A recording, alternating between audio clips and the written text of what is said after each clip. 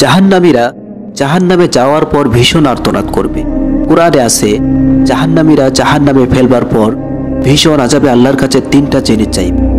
জাহান্নামী বলবে, আল্লাহ, এত কষ্ট না দিয়ে আমারে মৃত্যু দিয়ে দেন। আল্লাহ বলবে, না রে বান্দা, জাহান্নামে কোনো মৃত্যু নাই। নাফরমান বান্দা তারপরও আল্লাহর কাছে বলবে, আল্লাহ, আমার আযাবটা একটু হালকা করে দেন, না হলে সপ্তাহে একটা দিন অন্তত আমারে ছুটি দিয়ে দেন।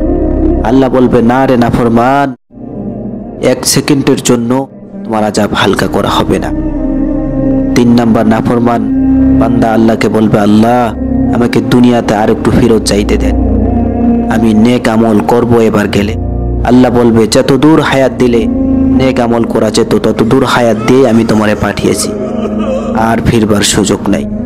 জাহান্নামীরা তখন ভীষণ কষ্টে আর আফসোসে তাদের মুখ কাতরে উঠবে।